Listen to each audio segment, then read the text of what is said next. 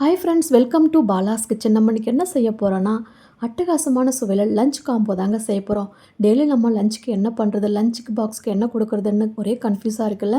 வாங்க இன்றைக்கி simple and டேஸ்டியாக சூப்பரான ஒரு லஞ்ச் காம்போ செய்ய போகிறோம். ஃபஸ்ட் நம்ம கோகோனட் மில்க் ரைஸ் தாங்க செய்ய போகிறோம். பட்டாணி சேர்த்து செய்ய போகிறோம். டேஸ்ட்டு அட்டகாசமாக இருக்கும்.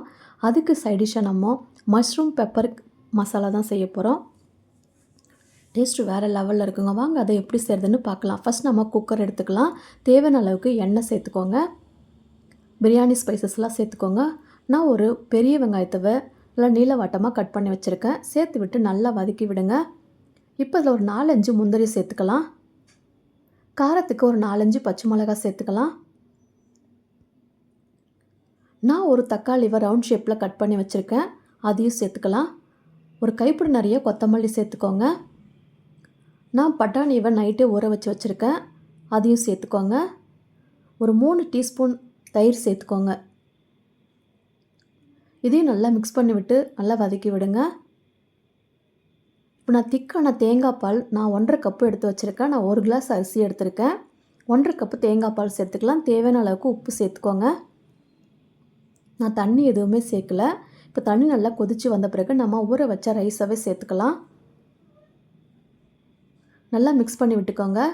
கடைசியாக நான் ஒரு 1/2 லெமனை புழிஞ்சு விட்டுட்டு குக்கரை மூடி வச்சுக்கலாம். இப்போ நம்ம மஷ்ரூம் பெப்பர் மசாலா பார்க்கலாம். ஒரு பேன் எடுத்துக்கோங்க. தேவையான அளவுக்கு எண்ணெய் சேர்த்துக்கோங்க. பொடிசாக கட் பண்ண வெங்காயத்தை சேர்த்துக்கோங்க. சேர்த்து விட்டு நல்லா வதக்கி விடுங்க. கொஞ்சமாக கருவேப்பிலை சேர்த்துக்கோங்க வாசனைக்காக. நல்லா வதக்கி விடுங்க. ஒரு 1/2 ஸ்பூன் இஞ்சி பூண்டு பேஸ்ட்டு சேர்த்துக்கலாம். நான் ஒரு தக்காளியை கட் பண்ணி வச்சுருக்கேன். அதையும் சேர்த்துக்கோங்க. தக்காளி வதங்க தேவையான அளவுக்கு உப்பு சேர்த்துக்கோங்க. இப்போ இதில் 1 ஸ்பூன் சில்லி பவுடர், 1/2 ஸ்பூன் தனியா பவுடர், 1/4 ஸ்பூன் மஞ்சள் பொடி சேர்த்துக்கோங்க. 1/2 ஸ்பூன் கரம் மசாலா சேர்த்து விட்டு நல்லா வதக்கி விடுங்க. இது கொஞ்சம் காரமாக இருந்ததாங்க நல்லாயிருக்கும். இப்போ நம்ம கட் பண்ணி வச்ச மஷ்ரூமாவை சேர்த்துக்கலாம்.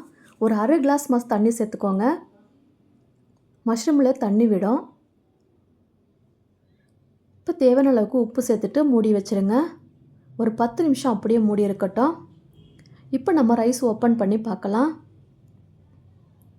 பாருங்கள், சூப்பரான ரைஸ் ரெடி ஆகிடுச்சு. ரொம்ப ஈஸியான ரெசிப்பிங்க. சீக்கிரமாக செஞ்சு முடிச்சிடலாம். இப்போ பாருங்கள், மஷ்ரூமு கடைசியாக கொஞ்சமாக 1 ஸ்பூன் பெப்பர் சேர்த்துட்டு கொஞ்சமாக கொத்தமல்லி சேர்த்து இறக்கணும். அட்டகாசமான மஷ்ரூம் பெப்பர் மசாலா ரெடி ஆகிடுச்சு. சூப்பரான ஒரு லஞ்ச் காம்போ ரெடி ஆகிடுச்சு பாருங்கள். ரொம்ப ஈஸியான செஞ்சலாம். சிம்பிளான மெத்தடு. டேஸ்ட்டும் அட்டகாசமாக இருக்கும். இதே மெத்தடில் நீங்களும் உங்கள் வீட்டில் ட்ரை பண்ணி பாருங்கள். எப்படி இருந்துச்சுன்னு கமெண்ட்டில் உங்கள் ஃபீட்பேக்கை சொல்லுங்கள். இந்த வீடியோ பிடிச்சிருந்துன்னா ஒரு லைக் போட்டுருங்க. ரொம்ப ரொம்ப பிடிச்சிருந்துன்னா உங்கள் ஃப்ரெண்ட்ஸ் அண்ட் ஃபேமிலிக்கு ஷேர் பண்ணி விடுங்க. மறக்காமல் நம்ம சேனலை சப்ஸ்கிரைப் பண்ணி வச்சுக்கோங்க. கண்டிப்பாக ட்ரை பண்ணி பாருங்கள். இன்னொரு வீடியோவில் பார்க்கலாம். பாய். தேங்க்யூ.